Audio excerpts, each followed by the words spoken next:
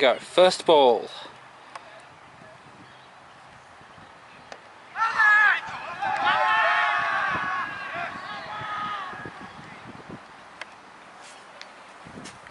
Double appeal there, both for LBW and then for caught at second slip.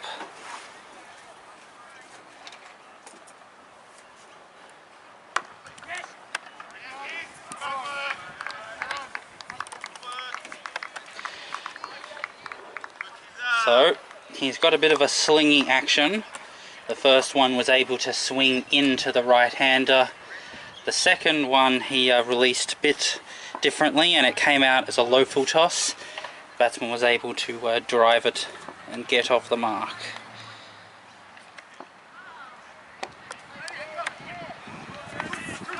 Should be at least a couple here. Maybe think about number 3.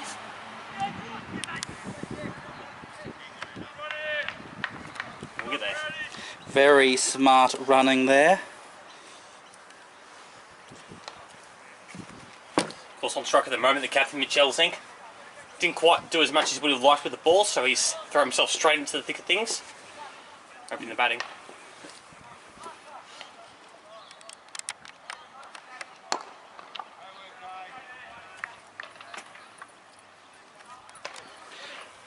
Obviously, once you become the captain, you will have a different attitude than the previous captain about specifically your role in the team. Sometimes people think that they're not doing the role that they think they do when they're under someone else's captaincy.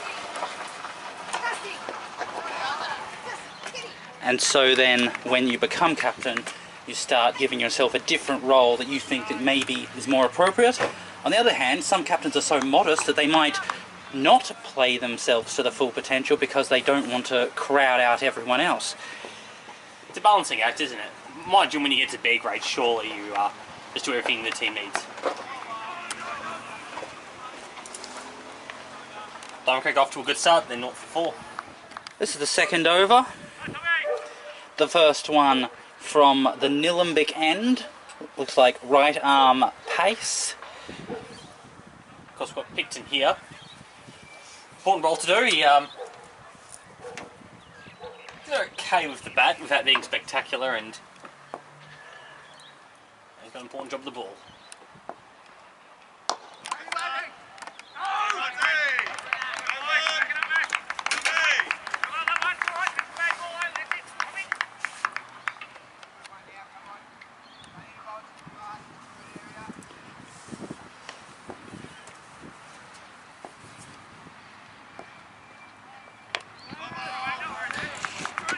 What do you think the two attitudes of the teams will be with this run chase? Well, I think Macleod definitely need to hold early on. They need to peg the momentum back, which is all Diamond Creek. It's been Diamond Creek for, say, the last 10 overs of their batting innings in the first over here. So, got to get that momentum back, so to hold things.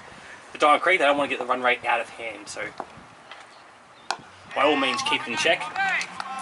Maintain at least, say, about 3 and over, because as we know, they're chasing less than 3 and over, and if they can keep 3 and over, it's going to make it so much easier for those middle order players just to do their craft. If this was a normal Coventry Oval game, 120 would be competitive.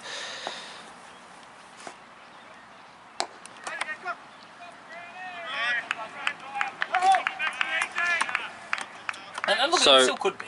Yeah. So considering the fact that if you bowl very disciplined and very accurate and very controlled, scoring 3 runs and over does become a huge challenge when just getting it out of the infield is such a task. So Macleod certainly not out of this game by a long measure, but certainly they need to think of some idea about what they want to do here. So they've got the bowling talent to do it. We talked about guys like White and Cleary in the pre-game. They've got the talent to do it. It's a matter of actually doing it.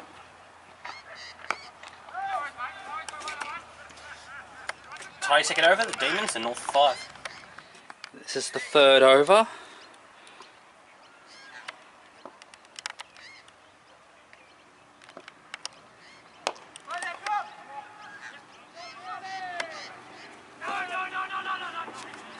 Nicely struck there from Brown. And those are the type of singles which need to become the meat and veggies of a batting performance at Coventry. You don't hit it very hard, but you hit it in between the two infielders, and the infielders have to jog around enough that you can actually pinch a single.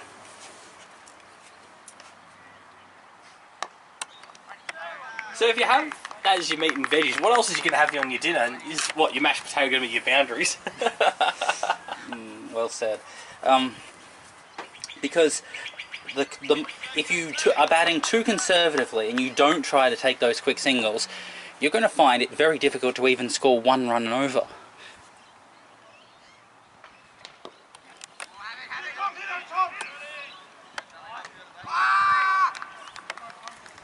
Maybe you should have done a little bit better at that fielding. When you have a ball hit straight to you, generally you should be getting a lot closer than what he did.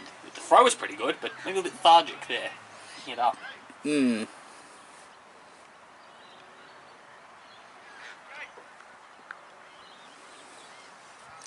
Seemed to take that split second too long to go from where your feet are to your left and right to collect the ball, and then up and down, which is your throwing position.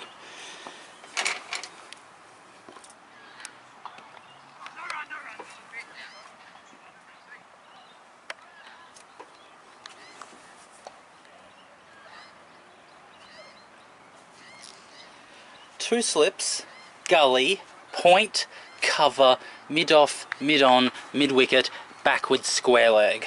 A very orthodox field with 3 catches.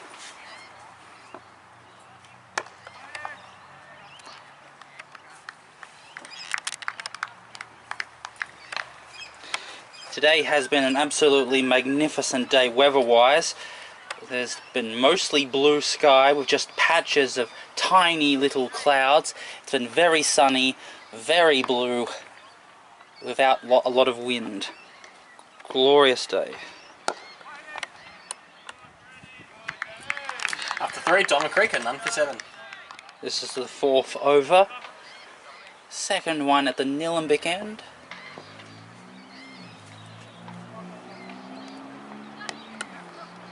Straight down the leg side, Picton gives Everton an opportunity to work it away. And could come back for a third. Well fielded.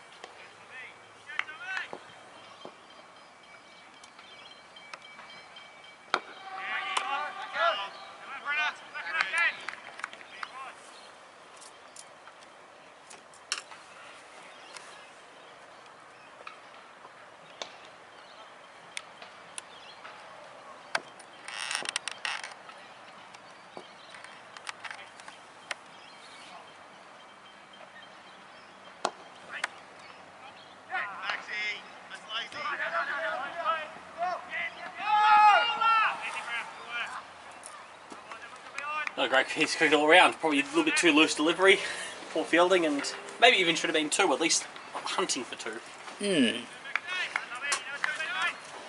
Definitely you should have gone for the second there. At least been threatening it. And you certainly need to yell it out. Look for 2. That'll really get up to the fielder's goat.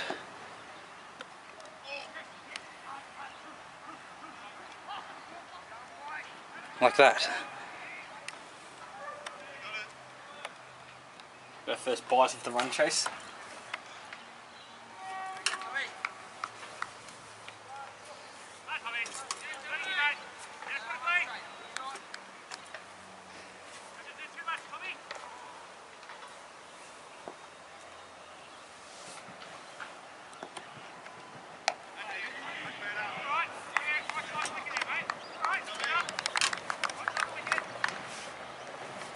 Reasonable length here from Picton. Nothing overly short when it has been on the length. Just the occasional one straight a little bit on the pads, but the length's been generally pretty good.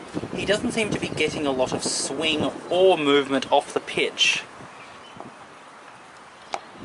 It's mostly the line and length that's causing the hassles. After 4, it's done for 12.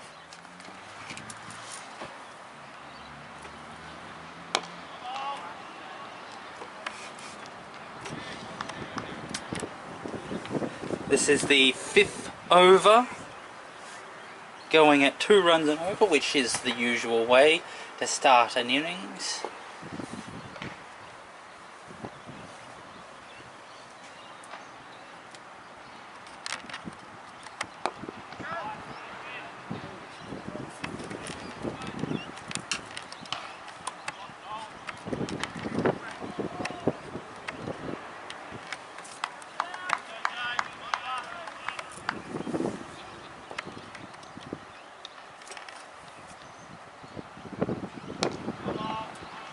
Pretty tidy stuff from Cleary, as we talked about in the pre-game. We knew he would just keep hitting his length there, not vary too much there. He'll of course get his natural movement there, and being an experienced bowler, he'll find his ways to get wickets, but so far they've filled him out pretty well.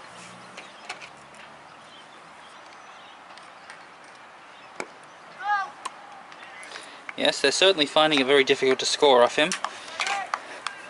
The ball is not coming on to the bat, so they're often in a bit of a danger of playing the ball too early. They have to hold themselves up in order to play the ball at the line.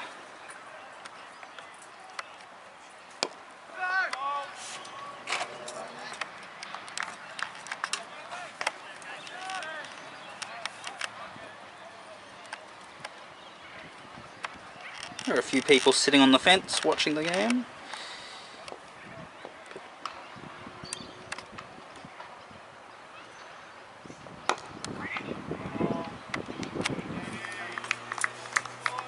First man of the run chase, it's still on for 12.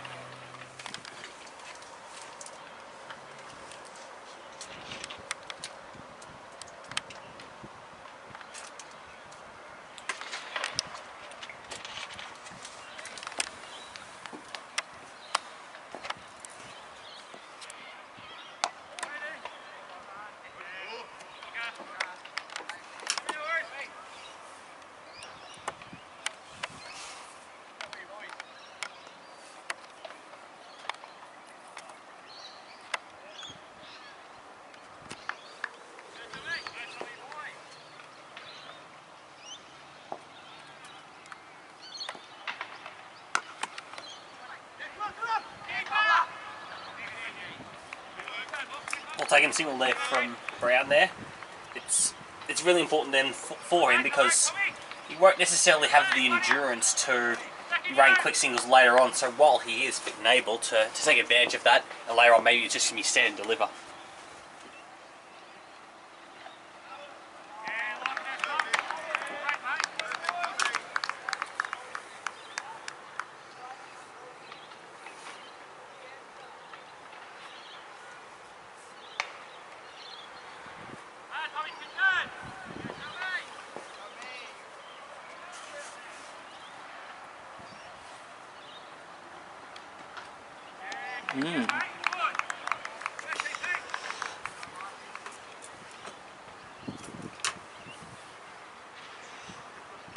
Certainly, if this is a very good start for Diamond Creek to not lose any wickets, and if they still haven't lost a wicket by the 10 to 15 over mark, then Macleod will certainly have to start panicking, thinking how they're actually going to get back into this match.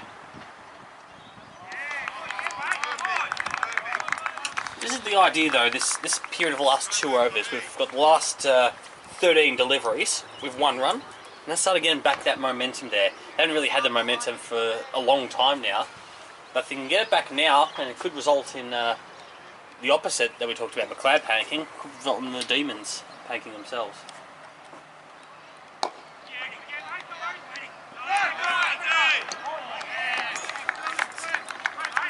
Well done. A nice diving stop and hitting the stumps. So after 6, it's done for 13. So continuing to bowl at the Elizabeth Street end. The idea might be to get clear as many overs as he can at the start, give his best chance of getting these early wickets. They've of course got White, who was their leading wicket taker last year, who they've got to come on there, but You would have thought with not necessarily this is going to go the full journey, to take the risk and get clear his overs early so you can hunt those wickets and then make it a little bit easier for your change bowlers.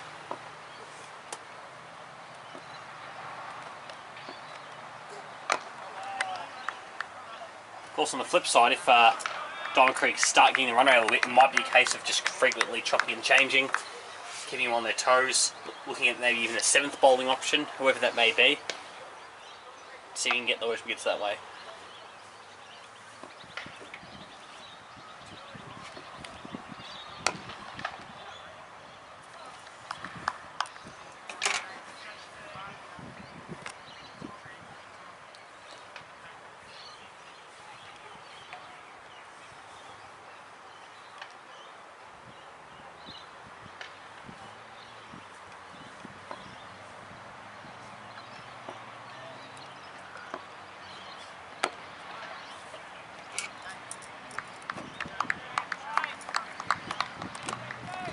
Nice tight bowling.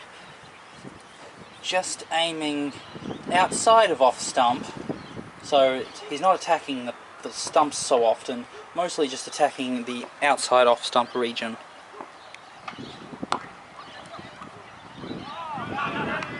That's of course what can go wrong if you get your line way outside off, and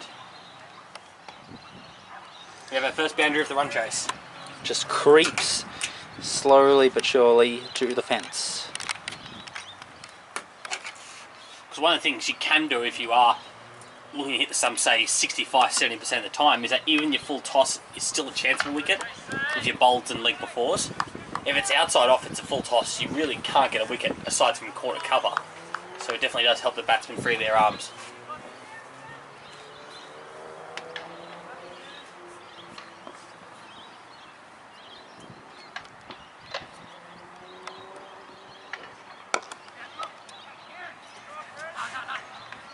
That was a better length, but it's going to cop the same treatment there from Brown.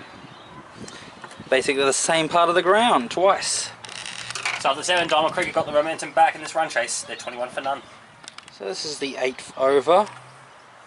They've boosted the run rate up from going at 2 runs and over to going at 3, which is a very nice way to start a one-day chase. We'll have to start thinking about those change balls now. I would have thought Picton would either be done here or maybe give him his one more and then having a look at those change bowlers. Probably someone like a White, I would have thought would be the one, but it might be a case of having to look to someone else just to change things up and see if they can get a close to a bye for wicket, for lack of a better term. The keeper has gone up to the stumps.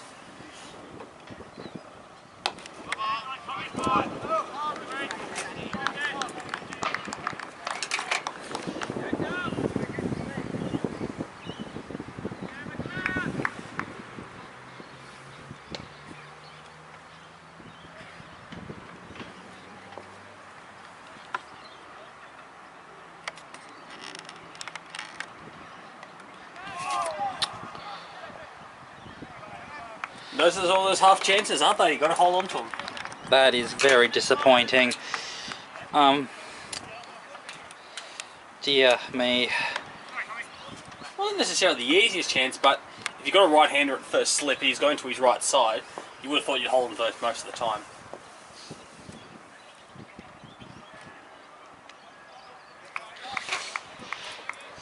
True, but when you've got the keeper up, you always need to be extra careful because the keeper will block you, which means you won't be able to notice the ball and catch it as easily. So normally you're hyper aware and you're able to take catches that you normally wouldn't.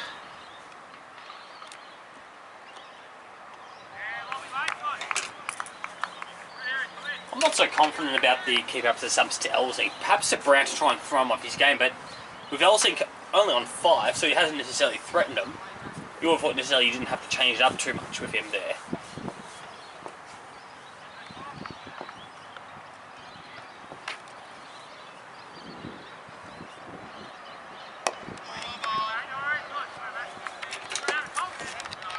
So after 8 overs, it's done for 21.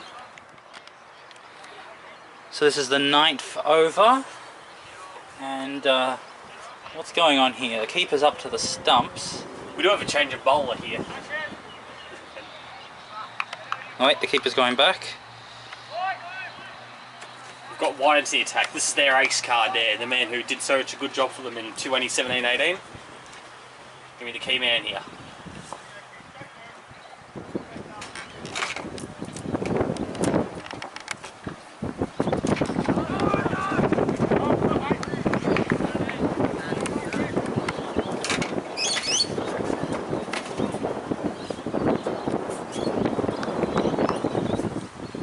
Medium fast here. Got the breeze coming over his right shoulder, so he'll want to probably aim it at middle and leg and let it take it away a little bit.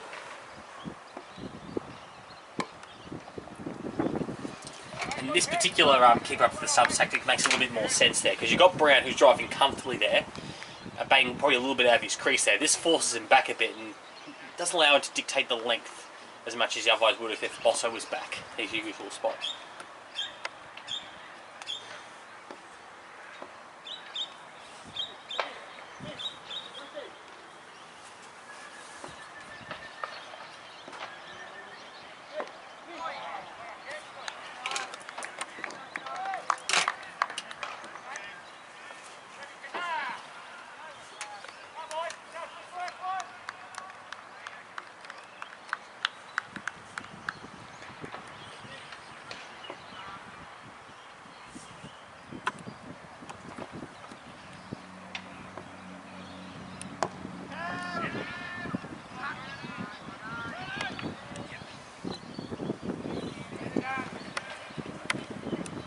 Nice running there, making 2 out of that.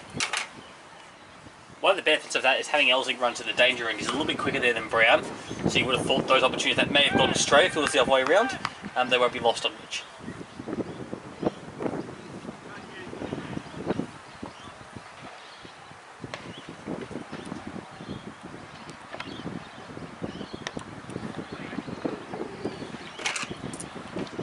Looks like Brownville will mimic Bosso's in the first innings there. Sort of they'd like to get their momentum up early, get the scoring rate up. Yes.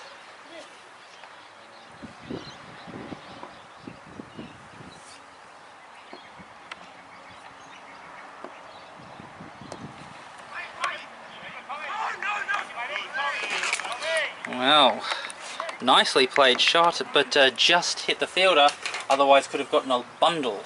So after 9, it's none for 23.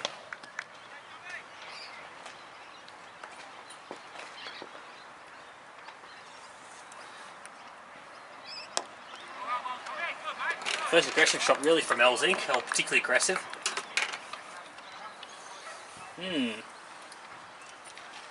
So, this is the 10th over, going at, they'll probably be at a 2.5, chasing 2.99 or 3 runs per over, and you're going at 2.5 with no wickets down. They would be pretty happy indeed with what they've got going for them right now. Especially considering that the fact that they've used half the overs of Cleary, and the fact they've had to bring on their main man wide, sort of opens the door to see if they can attack their 4th and 5th bowlers there.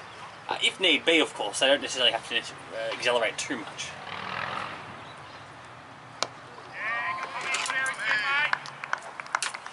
For the most part, the Diamond Creek batsmen have been rather conservative. They certainly haven't taken any wild risks. Hasn't been anything out of the ordinary.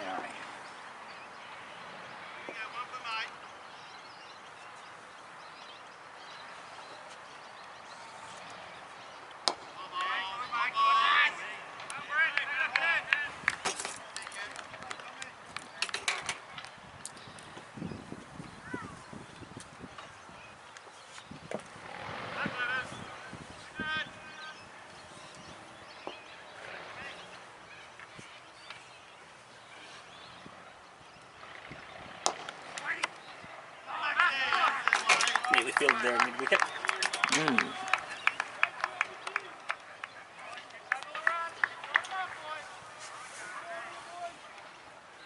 Now, of course, looking back to last season, these sides couldn't separate a deadlock. They finished 1 win apiece, with Macleod getting the job done in the second round, in the second bout, after Diamond Creek won their first flash.